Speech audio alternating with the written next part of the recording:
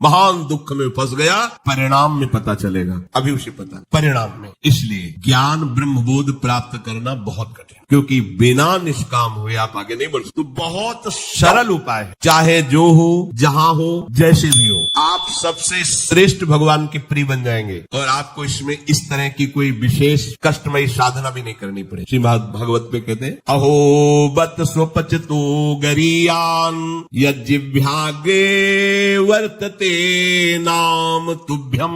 ध्यान दीजिए, ते पुस्तपस्ते जुहुः शश्नुरार्या ब्रह्मानुचूर्णाम गृणन्ति ये ते। जिसके जिह्वा में राधा राधा राधा, श्री हरि राधा, राधा कृष्ण, राधा वल्लभ, राधे श्याम, या जो राम कृष्ण हरि शिव नाम जो तुम्हारे गुरुजी ने दिया हो, या जो तुम्हें प्रिय लगे, मन से नहीं कह रहे, यज्जिह्वाग्रे वर्तते नाम तुभ्यम, जिसकी जीव के अग्रभाग में ऐसा स्वभाव बन गया है, चल रहा है, नाम जप करे। बोले अहो बत स्वपच तो गरीयान, यद्यपि वो स्वपच है फिर भी गरीयान वो सबसे श्रेष्ठ है। हरिराम व्यास जी ने कहा कि वेदास जी की चरण धूल के सामने करोड़ों ब्राह्मण नहीं, क्योंकि उनकी जिह्वा पे निरंतर हरि का नाम विराज। इसीलिए यहाँ ब्रजवासी सब ब्रह्मा से भी परम पवित्र और श्रेष्ठ माने गए। व्यास मिठाई विप्र की तामे लगे आग, वृंदावन की स्वपच की जूठन खाइए मांग। ये बड़े मस्त है ब्रजवासी। प्रातः काल एक बार मंगला करके श्री जी की जा रहे थे, तो एक माई ठेलिया में कूड़ा करकट मस्ती बिहारी जी के पद गा रहे, जपे जा राधा राधा नाम, बसे जा श्री वृंदावन धाम, मिलेंगे कुंज बिहारी ओढ़ के कांवर। ठेलिया कूड़ा के लिए रोका और कुछ बेट चरणों में प्रणाम। ये है हमारे वृंदावन है, जिनकी जिह्वा में बिहारी बिहारीन जी का जस बसा हुआ है। परम पावन श्रीधाम वृंदावन की परिचर्या मिले तो व्यास मिठाई विप्र की तामे लगे आग, वृंदावन के स्वपच की जूठन खाइए मांग, क्योंकि ये हरि प्रेम प्रदान। किसी की सामर्थ्य नहीं कि संतों के माथे पे हाथ रख। एक ब्रजवासी का छोरा छोटा सा हो, उसके पैर चल, कोई भी हो ऐसे लबा के हाथ, जा बाबा, और उसको जब प्रणाम किया ना भैया, लाडली जी कृपा हृदय निहाल हो गए। ये आशीर्वाद कौन दे सकते? देखो बरसाले के गोसाई पे चरण छुओ, सीधे लाडली जी से हाथ करके बात करते हैं। लाडली जी, आपको विश्वास नहीं, अगर विश्वास कर लो तो लाडली जी उनके करकमल से सेवित है, वो जो कह रहे हैं वही लाडली जी करेंगी। भोरी सरकार है, पर हमें मनिलता मन की होने के कारण इन सब भावों पर विश्वास नहीं रहता। कह रहे कोई भी तपस्वी उसकी समानता नहीं कर सकता। जिसकी जिह्वा के अग्रभाग पर है, उसने सारी तपस्याएं कर ली, सारे तीर्थ स्नान कर लिए, भागने की जरूरत नहीं, राधा राधा बोलो, सारे तीर्थ स्नानों का फल तुम्हें उसी क्षण मिल जाएगा। तुम्हारी जिह्वा के अग्रभाग पर श्री हरि का नाम, प्रियाजू का नाम। सारे वेदों का अध्ययन कर लिया, उसे कुछ अध्ययन करने की जरूरत नहीं है। जो बड़ी बड़ी तपस्याओं से, तीर्थयाटन से, वेदाध्ययन से, यज्ञ आदि से गति मिलना दुर्लभ है, वो तुम्हें नाम से प्राप्त। कौन हो, कहाँ हो, कैसे हो, कोई प्रश्न नहीं। जैसे हो, जिस परिस्थिति में, जिस विषय में फंसे हो, वहीं से तुम्हें नाम उठा के महात्मा बना देगा, तुम्हें धनवान बना देगा, यशस्वी बना देगा, तुम तेज से संपन्न हो जाओगे। नाम का तेज, भगवान नाम का तेज है, प्रताप है भगवान नाम का। एक बार नाम आप बसा के तो देखो हृदय में, जोर से आलाप लोगे नाम का, प्रकृति का परिवर्तन हो जाए।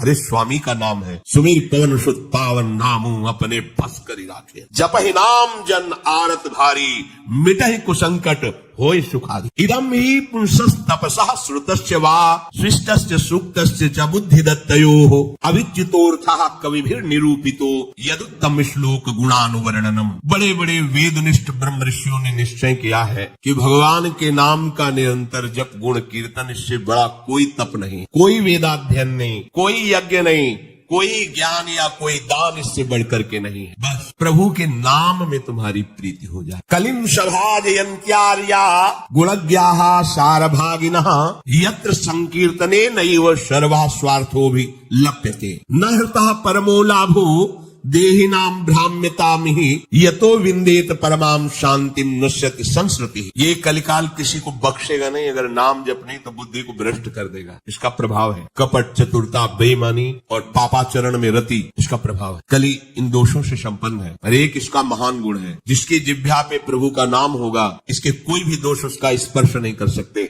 और कल स्वयं भयभीत हो जाता है। जिसकी जिह्वा पे नाम है, इसकी एक बड़ी प्रशंसा है। 10,000 वर्ष तपस्या करने पर जो फल मिलता है 24 घंटे निरंतर नाम जप करने से मिल जाएगा। कलयुग की ये विशेष महिमा है। हम लोगों को भगवत प्राप्ति बड़ी सहज है। दाहिने पैर के अंगूठे के बल हाथ उठा के ऊपर, बोले कितने वो 10,000, 10 सेकंड नहीं खड़े हो सकते। नहीं, दाहिने पैर के अंगूठे के बल हाथ उठा के 10 सेकंड नहीं खड़े हो सकते। और वो अवश्य भगवान की प्राप्ति की बात नहीं कही गई है, वो अलग अलग कामनाओं की अलग अलग 24 घंटे नाम कीर्तन करने से वो फल प्राप्त हो जो उनको 10,000 वर्ष ऐसे करने से। कलयुग का बड़ा प्रताप। जो तुम स्वार्थ की पूर्ति चाहते हो या परमार्थ की पूर्ति चाहते हो या तुम रोग का नाश चाहते हो, तो एकमात्र उपाय है भगवान के नाम का निरंतर। निरंतर शब्द में बड़ी कठिनता है। महात्मा जन इसी का प्रयास करते हैं। अव्याव्रत भजना, ये सिद्ध अवस्था है निरंतर भजन। आपसे निरंतर ना हो तो थोड़ी थोड़ी देर में स्मरण करने का अभ्यास बना लीजिए। एक बार सत्संग में अगर 5 मिनट में एक बार राधा बोल दो, हर 5 मिनट में एक बार राधा बोलना है। राधा 5 मिनट फुर्सत करो, चिंतन या कार्य जो कर, पर 6वां मिनट न लगने पावे फिर 5 राधा। एक दिन आप देखना निरंतर नाम चलने लगे। इससे विषयों के प्रति जो आसक्ति है वो एक बार तो बढ़ेगी। होम्योपैथिक दवा जैसे रोग एक बार उभरेगा, आपको लगे वो बढ़ती नहीं है, अंदर छुपी हुई निकलती। ध्यान से सुनोगे तो प्रश्न खत्म हो जाएंगे। अपने लोगों के प्रश्न रहते हैं, जब भजन में बैठते हैं तो बड़ा मन चंचल होता है, बड़ी गंदी बातें आती हैं, ये वो। हम भी कह रहे हैं, जब आप नाम जपना शुरू करोगे तो पहले आपको जलन होगी, आपके अंदर ये विकार दिखाई देंगे, पर ये आते नहीं है, ये जाते हैं। धीरे धीरे इनका शमन हो जाए। और जब कभी आपको ऐसा लगे कि अब नाम जपने में हमारा एकाग्रमन नहीं हो रहा, तो बहुत सुंदर उपाय है, ताली बजाकर नाम कीर्तन। अपने को विजय प्राप्त करना है मन पर, तो विषय भोगाभ्यास। और ये ऐसा नहीं कि ये नाचना गाना ये सब है, ऐसा नहीं, इससे भगवान की प्राप्ति हो जाए। जितने बड़े बड़े महान भक्त हुए सब नृत्य करते थे। मीरा जी रात रात भर नृत्य करती गिरधर के साथ। नरसिंह मेहता की करताल, 4 भक्त साथ है, करताल लेकर नाच गोविंद रीझ जाते। जहां कहीं 4 भक्त मिलकर कीर्तन करते होते हैं, नृत्य करते होते हैं, उन्हीं के बीच में गोविंद भी नाचते हैं। हमारी अभी दृष्टि मायाकृति, इसलिए हम देख नहीं पा रहे हैं। प्रहलादस तालधारी तरल गतितया चोद्धवा कांशधारी वीणाधारी सुरसिंह स्वर कुशलतया राग करता अर्जुनो भूत इंद्रो वादीन मृदंगम जय जय सुकराहा कीर्तने ते कुमारा यत्रागे भाववक्ता सरस रचनया व्यास पुत्रो बभूव। एक बार इन बड़े भक्तों का मिलन हुआ। श्री प्रहलाद जी, उद्धव जी, नारद जी, सनक सनंदन जी, सुखदेव जी आदि। अब इतने बड़े महापुरुष एकत्रित हुए, तो भगवान को बुलाया जाए प्रगट में। बोले एक ही उपाय है, मद भक्ता यत्र गायंती तत्तिष्ठाम। नारद जी ने कहा भगवान वही आ जाते। तो श्री प्रहलाद जी ने ताल देना पड़ा। ये भगवान को बहुत प्रिय है। अगर आपको कोई संगीत नहीं आता तो भगवान का प्रिय संगीत है ये। राधा राधा राधा राधा राधा। ना किसी की जरूरत है और ना किसी के सहयोग की। ले भाई ढोलक हारमोनिया अगर नहीं बजा लेते, कोई राग लेते, हम कह रहे कोई राग लेते, राधा राधा राधा राधा ताल की, ये हमारा ताल बज रहा है। ये बहुत ही काम की बात है। आप मान लीजिए, आपको मन लगाने के लिए बहुत बढ़िया उपाय और भगवत प्रसन्नता का बहुत बढ़िया उपाय। जहां आपका मन न लगे, आप देखना मन लग जाएगा। उद्धव जी ने मंजीरा उठाया। अब मंजीरा सब कोई न बजा पाए तो ऐसे ही उसको राधा राधा राधा जय जय राधा वल्लभ से हरिवंश राधा वल्लभ से वो आ जाएगा बजाना। हम ये देख रहे हैं कि प्रभु समस्त कलाओं से युक्त है और आप उनका गुणगान करो तो सीख जाएंगे। इतनी बड़ी बच्ची है, स्कूल ही नहीं गई, पूरी चतुरासी जी कंठस्थ सुधा निधि। आश्चर्य है, सुधा निधि के श्लोक बोलने में व्याकरण पढ़े हुए भी लड़खड़ा जाएंगे। ककहरा नहीं पढ़े, गई नहीं स्कूल। ये सर्वाश्चर्य में सकल विद्या विदित रहस्य श्री हरिवंश सहित। हमारी स्वामिनी सकल विद्या विदित है, आश्रय निर्मल हृदय ने लिया, वाणी प्रकाश श्री चतुरासी जी कंठ। हम तो आश्चर्य, पर सर्वाश्चर्य में स्वामिनी जो, इसलिए क्या नहीं आपको ज्ञान हो जाएगा। आपको क्या पता नहीं चल जाएगा। जब प्रभु को पता चल गया तो सब उन्हीं में समाये हुए सब ज्ञान आ जाएंगे। श्री उद्धव जी ने मंजीरा उठाया और नारद जी का प्रसिद्ध वाद्य यंत्र तो वीणा जी है ही, और अर्जुन जी राग आलापने लगे। इंद्र ने मृदंग बजाना शुरू किया। सनक सनंदन बीच बीच में जय हो। ये कोई हंसी मजाक नहीं, जैसे कीर्तन में आप लोग बोलते हैं जय हो जय हो जय हो, आप बोलते ना, ये साधारण बात नहीं है। भगवान बहुत प्रसन्न होते हैं इससे। बोले ये सनक सनंदन सनातन सनत कुमार बीच में नाम कीर्तन में जय ध्वनि बोलने लगे, जय हो जय हो, और सुखदेव जी भावभंगियां प्रकट करने लगे। जीव ही एक कीर्तन और नृत्य हुआ तो बीच में देखा प्रभु प्रकाश। तासा मावीर भूत छोरी स्मयमान मुखान पीताम्बर धरासर भी साक्षान मत और वो भी कोई खड़े नहीं हुए, वो भी तो नटवर नागर है, सकल कलाओं में प्रवीण। तो प्रभु नृत्य कर रहे हैं, भक्त जन आसपास मृदंग में। कैसा आनंद! ये जो आनंद आपको आता है, तो आनंद कौन है जानते हो? श्री कृष्ण। सच्चिदानंद रूपाय, उनका रूप क्या है? आनंद। आपके हृदय में उमगल, सबके हृदय में भगवान आ रहे हैं। प्रभु बोले हमारा अनुभव नहीं हो रहा, मलिन यंत्र है, यही करते रहो। थोड़ा आनंद आया ना, अब पूरा आनंद आ जाएगा। और जिस दिन पूरा आनंद आया, उस दिन से फिर तुम्हें कोई घसीट नहीं पाएगा माया का जो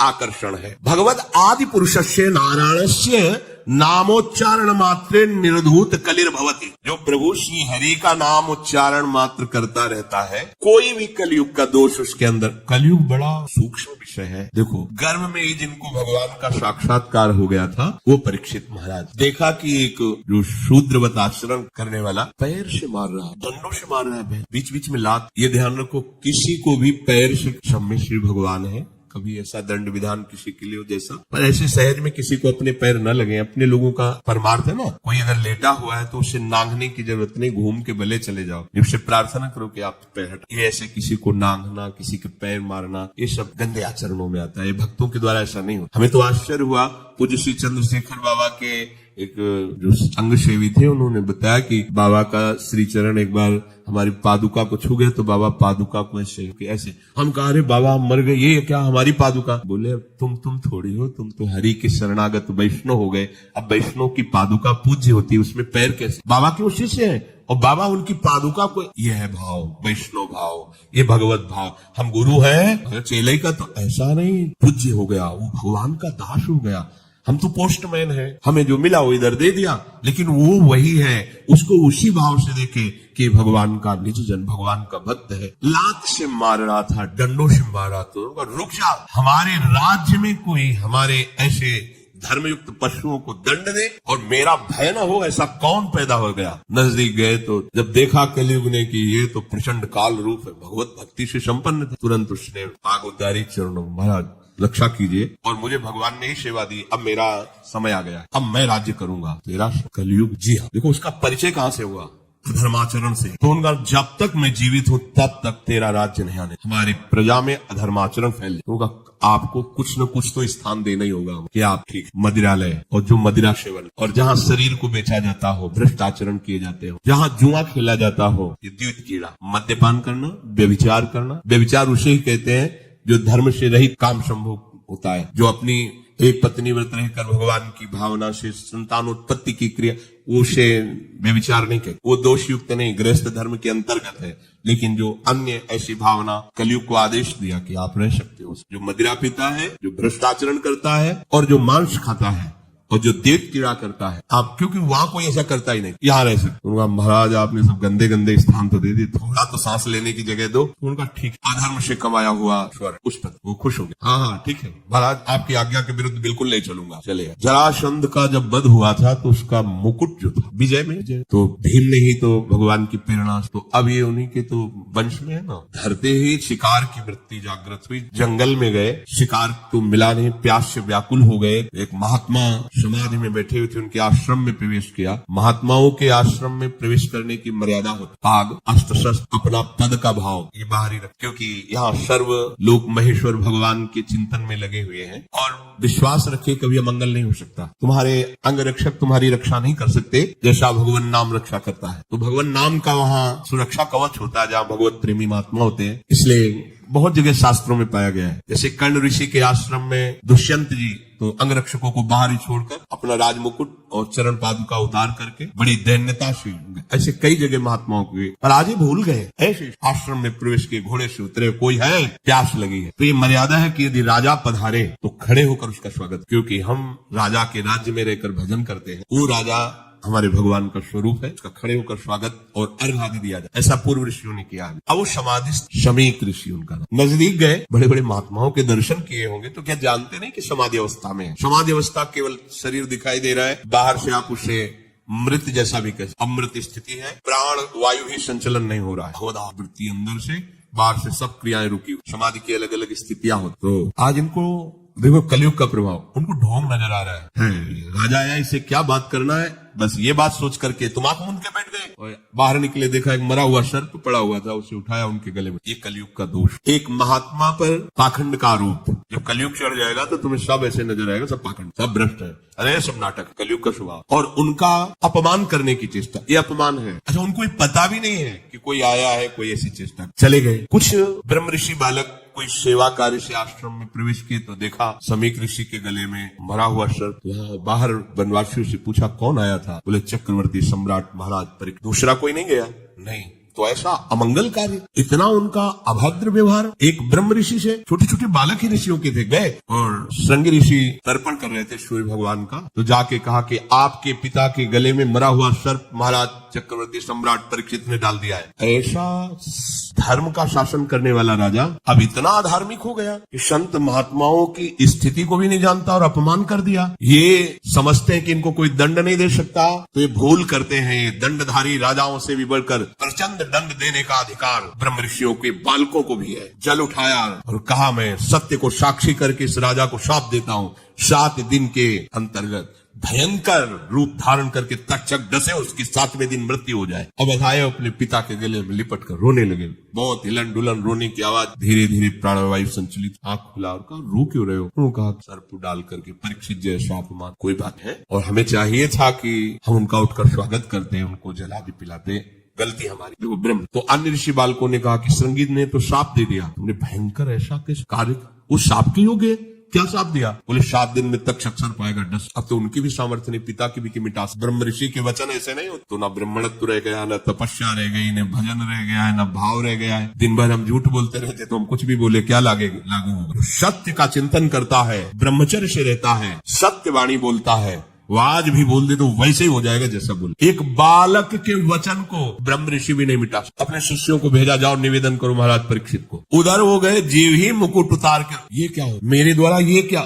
हाय हाय मच गया हृदय में। मैं किसी महात्मा के साथ ऐसा व्यवहार कैसे कर सकता हूँ? भगवान मुझे दंड दे। ये है धर्मात्मा का, भगवान मुझे दंड दे, बिल्कुल क्षमा न करे। इतने में ऋषि के शिष्य पहुंच जाते हैं और कहा महाराज आपको एक सूचना है, बड़ी अशुभ सूचना। आपके द्वारा जो कृत्य हुआ उसका दंड विधान संज्ञ ऋषि ने कर दिया है।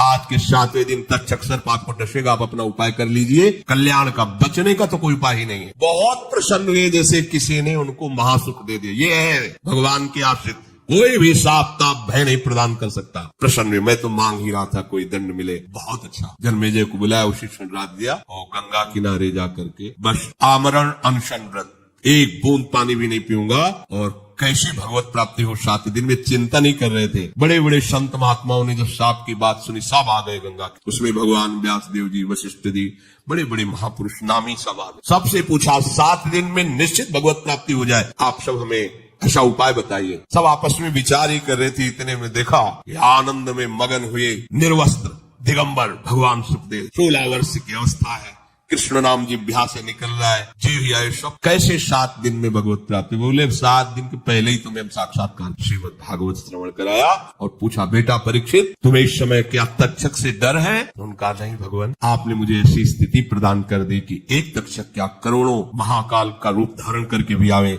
मुझे कोई डर नहीं, क्योंकि मैं ऐसी स्थिति को प्राप्त हो गया हूं, मृत्यु मुझे छू नहीं सकती। उठे और इतने बड़े महापुरुष को भी कलयुग ने ठग लिया था, पर भगवान का आश्रय था ना। तो कह रहे हैं कि कलयुग का बिल्कुल भी प्रभाव उसके ऊपर नहीं पड़ेगा जो नाम जप करता रहेगा। बचो, इसलिए हम आपसे बार बार लगभग 2-4 दिन में सत्संग में प्रार्थना करते हैं कि शराब मत पियो, बुद्धि भ्रष्ट कर देगा, कलयुग का स्थान है, ये वो कार्य करा देगा।